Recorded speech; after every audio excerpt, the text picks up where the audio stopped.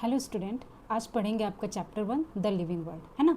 इससे पहले मैंने आपका यूनिट फर्स्ट का है ये chapter diversity in the living world, उसको मैंने आपको डिस्क्राइब कर दिया था। उसमें हमको 4 चैप्टर पढ़ने हैं। ओके, तो ये आपका पहला चैप्टर द लिविंग वर्ल्ड। तो चलो स्टार्ट करते हैं। द लिविंग वर्ल्ड, पहले आपको पता है लिविंग थिंग्स क्या होते हैं, व्हाट इज़ लिविंग, ये सारी चीज़ें आपको पता है। लेकिन फिर भी मैं इसमें हर एक चीज़ को बताते हुए चलूँगी, आपको कोई प्रॉब्लम नहीं होगा। आप मेरे वीडियो में बने रहना, और जब आप ये वीडियो ख़त्म होगा आप खुद फाइंड आउट करोगे कि आपको हर एक एक चीज़ समझ में आ गई। ओके, तो देखो पहले हम गोल सेट करेंगे कि हमारा गोल क्या है, इसमें हमें पढ़ना क्या है। Diversity in the living world पढ़ना है, और साथ ही साथ टैक्सोनॉमिक कैटेगरीज पढ़नी है, जिसमें आपका kingdom, phylum, order, classification, genus, species, ये सारी चीज़ें आती है ना। समटाइम थोड़ा सा ये बोरिंग लगता है, लेकिन ऐसा कुछ भी नहीं होगा। बहुत ही अच्छे तरीके से पढ़ते हुए ख़त्म करेंगे इस चैप्टर को। ओके, मैं रीडिंग नहीं करा रही बुक, इसी पर मैं आपको नोट्स बनाकर बताती जाऊंगी, जिससे आपके नोट्स भी प्रिपेयर हो जाएंगे और साथ ही साथ आपकी कॉन्सेप्ट भी क्लियर हो जाएगा। Okay, let's start. Living things क्या है। अब आप क्लास 11th में, छोटे बच्चे तो नहीं हो, ये आपको अभी तक आप पढ़ते आए हो कि लिविंग थिंग्स क्या क्या है ना। हम ये देखेंगे कि लिविंग जो थिंग्स हैं, जो डाइवर्सिटीज़ हैं कहाँ कहाँ, माउंटेन्स, फॉरेस्ट, ओशंस में, ये सारी चीज़ें कैसे कैसे है ना। तो फर्स्ट की बात करेंगे तो the earth has a great diversity of living organism, है ना। वी नो दैट क्या कि अर्थ के पास, अर्थ में ना बहुत सारी वैराइटीज़ हैं लिविंग ऑर्गेनिजम्स की, है ना। अब क्या क्या है, living organism are found in different okay habitat, है ना। मेरे साथ साथ आप लिखते भी रहो, और जब मैं समझाती हूँ तो पेन रुक जाना चाहिए आपका, है ना। सच एज क्या है, माउंटेन्स, ओके, फॉरेस्ट, ओशियंस, है ना, lakes, desert, hot spring. Okay, हम सबको पता है कि जो लिविंग ऑर्गेनिजम्स होते हैं उनके डिफरेंट डिफरेंट क्या होते हैं, हैबिटेट्स होते हैं। अगर आप माउंटेन्स की बात करोगे, आप फॉरेस्ट की बात करोगे, ocean, lakes, desert, hot spring, इन सब सारी चीज़ों में आपको बहुत सारी डाइवर्सिटी मिलेगी, है ना। तो वो एक दूसरे के साथ क्या करते हैं बच्चे, कोऑपरेशन भी करते हैं और कंपटीशन भी करते हैं। क्लियर है। अब मैं ये नहीं बताने जा रही कि माउंटेन्स में क्या क्या पाया जाता है, ओशियंस में क्या क्या पाया जाता है, फॉरेस्ट में क्या क्या आपको मिलेंगे एनिमल्स। ये सारे जो भी डाइवर्सिटी है, आपको सारी सबसे ज़्यादा डाइवर्सिटी किस में मिलेगी, फॉरेस्ट में, है ना। तो आप आगे देखेंगे इसका कोऑपरेशन, कॉम्पिटिशन्स, ये सारी चीज़ें आपकी बुक में दी हुई हैं। तो इनमें हम क्या देखेंगे, इस कोऑपरेशन और कंपटीशन को समझने के लिए हमें क्या समझना पड़ेगा, इकोलॉजी, है ना। तो इकोलॉजी क्या है बच्चे, living organism interact okay with one and other, एक second, one and other with their surroundings, है ना। जो लिविंग ऑर्गेनिजम्स होते हैं ना, वो अपने आसपास एक दूसरे से क्या करते हैं, कांटेक्ट करते हैं, इंटरैक्ट करते हैं, हेल्प लेते हैं, है ना। तभी उनकी जो क्या होती है, लाइफ चल रही है। इकोसिस्टम इसी तरह बना हुआ है, क्योंकि एक दूसरे पे क्या, एनिमल्स, प्लांट, हर एक दूसरे पे डिपेंडेंट है। अगर डिपेंडेंट नहीं होंगे, इंडिविजुअल होंगे, तो इकोसिस्टम हमारा डिसबैलेंस हो जाएगा। तो इकोसिस्टम कैसे तैयार होता है, एक दूसरे के कोऑपरेशन और कंपटीशन से ही होता है ना। तो दीज इज इंटरेक्शन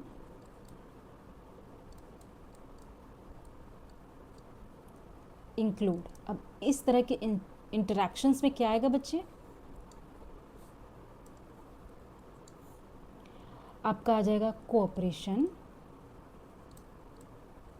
है ना, और सेकंड क्या आ जाएगा, कंपटीशन। क्लियर है ये बात। अब देखो कोऑपरेशन क्या होता है, उसमें ऑर्गेनिजम्स क्या होते हैं बच्चे, एक दूसरे की मदद करते हैं, है ना, सरवाइव करने के लिए, help each other.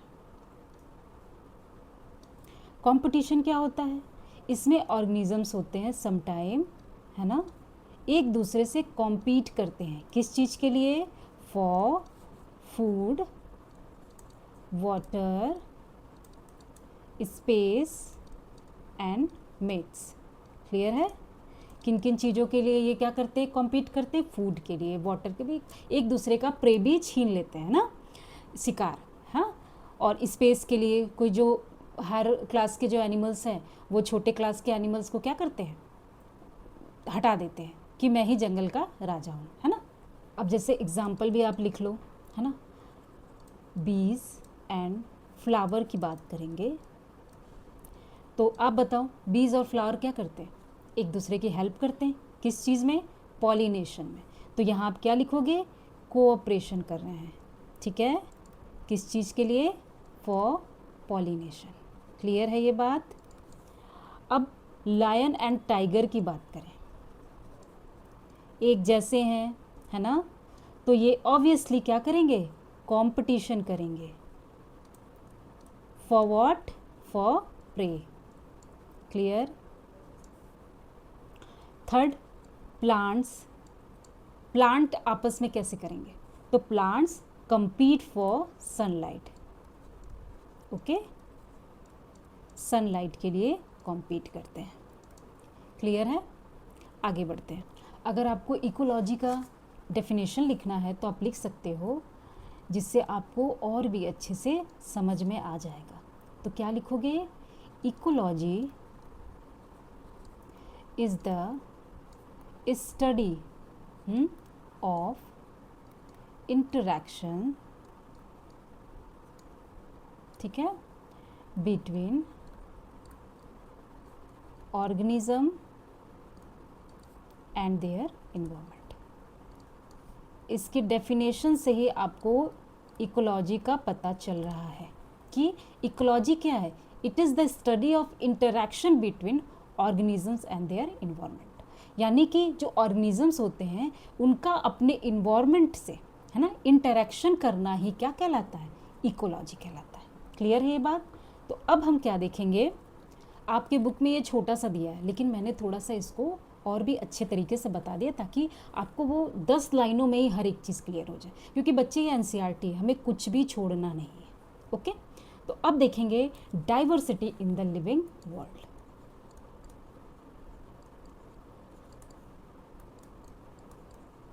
In the living world,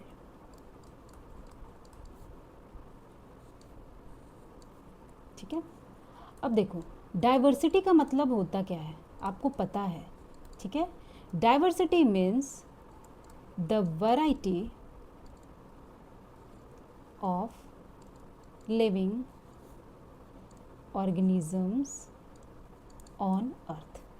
लो, एकदम सिंपल तरीके से मैंने आपको बता दिया कि डाइवर्सिटी क्या है। आप इसको नोट्स में बच्चे क्यों बना रही हो, जब आप ये नोट्स बना लोगे ना मेरा, तो आप कभी भी इसको थॉरली चेक करोगे, पलटोगे भी ना पेज, तो आपको फटाफट ये चैप्टर याद हो जाएगा कि ये सारी चीज़ें पढ़ी हुई है ना। तो डाइवर्सिटी मीन्स क्या है, variety of living organisms on earth, absolutely. अब देखो अराउंड 1.7 to 1.8 मिलियन, है ना, स्पीसीज जो है हैव बीन आइडेंटिफाइड, इनको खोजा जा चुका है, ठीक है, स्टिल भी खोजा जा रहा है ना। अब देखो new species are still being discovered. Clear है ये बात, ओके। आगे चलते हैं। अब ये सारी चीज़ें तो हमें पता चल गई कि ये सारी डाइवर्सिटी है, इतने डाइवर्सिटी मिलियंस को क्या हुआ, 1.7 to 1 मिलियन जो है स्पीसीज़ को ऑलरेडी आइडेंटिफाइड कर दिया है।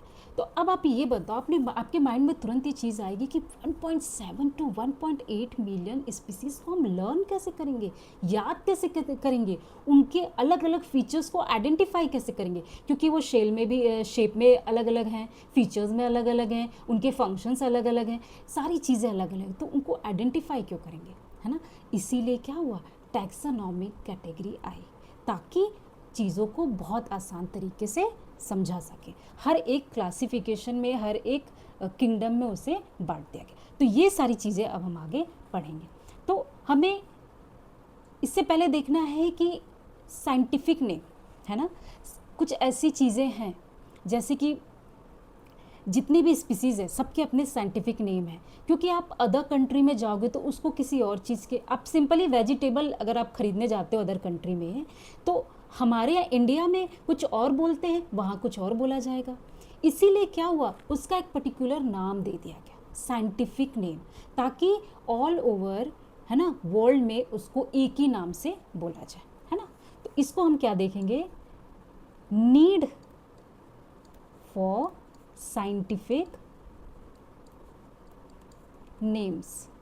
ठीक है, क्यों ज़रूरत हुई साइंटिफिक नेम की, तो local names differ from place to place. Clear है बात, जो लोकल नेम्स है ना वो प्लेस टू प्लेस क्या होते हैं, डिफर करता है। क्लियर। अब the same organism may have many local name, है ना, सबके क्या है, अपने अपने लोकल नेम होते हैं, अलग अलग प्लेस पे जाओगे तो उसके अपने लोकल नेम्स होते हैं। फिर टू अवॉइड कन्फ्यूज़न, है ना, टू अवॉइड कन्फ्यूज़न साइंटिस्ट ने क्या किया, साइंटिस्ट यूज़ साइंटिफिक नेम, है ना। इस तरीके के कन्फ्यूज़न को हटाने के लिए साइंटिस्ट ने क्या किया, एक साइंटिफिक नेम दे दिया। क्लियर है ये बात, ताकि किसी भी तरीके का कोई कन्फ्यूज़न ना हो, है ना। अब देखो, अब इसमें कुछ टर्म्स हैं जो हमें देखते हुए जाना है। तो इसमें फर्स्ट क्या आता है बच्चे, नॉमेनक्लेचर। ठीक है, नॉमेनक्लेचर क्या होता है, इसका अगर डिफिनेशन देखोगे आप तो क्या है, the process of giving a standard scientific name to an organism, ठीक है, is called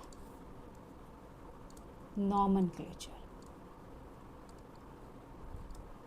देखो, लिखने से ही चीज़ें क्लियर हो जाती हैं।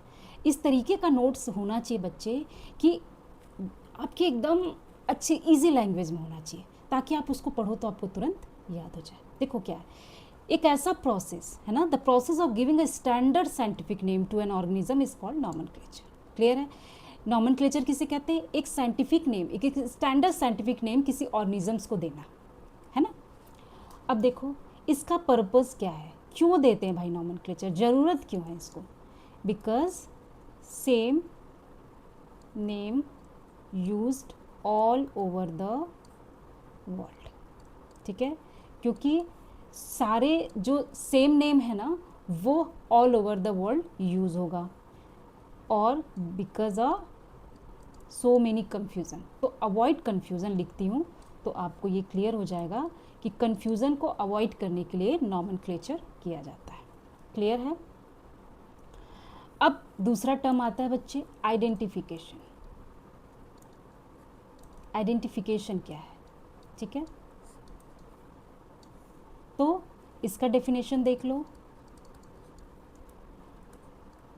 The process of correctly recognizing and describing an organism is called identification. ठीक है, ये क्या कह रहा है, एक ऐसा प्रोसेस जिससे किसी भी ऑर्गेनिज्म को करेक्टली क्या कर से रिकॉग्नाइज किया जा सकता है और उसको डिस्क्राइब किया जा सकता है, उसको आइडेंटिफिकेशन कहते हैं। क्लियर। अब देखो सबसे बड़ा नोट है ना कि क्या विदाउट करेक्ट आइडेंटिफिकेशन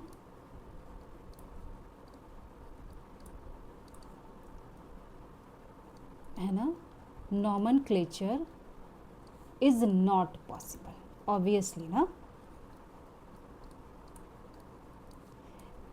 सिंपल सी बात है, अगर हम किसी चीज़ को रिकॉग्नाइज ही नहीं कर पाएंगे, उसका डिस्क्राइब ही नहीं कर पाएंगे, तो हम उसका नॉमेनक्लेचर, उसको नाम कैसे देंगे। अब सपोज आपको कोई बिछड़ा हुआ फ्रेंड मिल गया, आपको याद ही नहीं है, चलो उसका नाम तो आप भूल गए, है ना, उसको रिकॉग्नाइज ही नहीं कर पाओगे तो उसका नाम कैसे याद आएगा आपको, है ना। तो समटाइम रिकॉग्निशन से ही बाद में नाम याद आता है। तो सिंपल सी बात है, आप किसी भी चीज़ को आइडेंटिफाई करोगे, फर्स्ट प्रोसेस क्या है उसका, आइडेंटिफाई है, उसके बाद ही तो आप उसका नॉमेनक्लेचर करोगे, है ना। अब देखो, तो इन सारी चीज़ों के लिए एक इंटरनेशनल कोड्स होते हैं, वो आपको याद रखना है। वो कोड्स क्या हैं, इंटरनेशनल कोड्स। इंटरनेशनल कोड्स क्या है, फर्स्ट ICBN, ठीक है, इसका फुल फॉर्म क्या होता है, इंटरनेशनल, ये याद रखना, समटाइम ये मल्टीपल चॉइस क्वेश्चन या शॉर्ट आंसर में आ जाता है, what is the full form of ICBN, है ना। International code for botanical nomenclature, ठीक है, ये किसके लिए होता है, फॉर प्लांट। ओके, अब ICZN, ठीक है, ये किसके लिए, इसका फुल फॉर्म क्या हो गया, international code for geological nomenclature, ठीक है, नॉमेनक्लेचर, और ये this is for animal. Clear है, सिंपल सी चीज़ है। ZN और B ये दोनों को रिप्लेस करोगे आपको याद हो जाएगा, B से बॉटनी प्लांट के लिए और Z से जूलॉजी आपका एनिमल्स के लिए। क्लियर है, आज का वीडियो यहीं तक रखते हैं। बाकी के बायनोमियल नॉमेनक्लेचर जो कि बहुत इंपॉर्टेंट है, इसके अपने रूल्स भी होते हैं, ये सारी चीज़ें हम नेक्स्ट वीडियो में पढ़ेंगे। तो आपको मेरा वीडियो टाइम पे मिल जाए, इसके लिए आपको मेरे चैनल को सब्सक्राइब करने की बहुत ज़्यादा ज़रूरत है। जब आप चैनल को सब्सक्राइब करोगे तो आपको नोटिफिकेशन टाइम पर मिल जाएगा। Okay, thank you so much.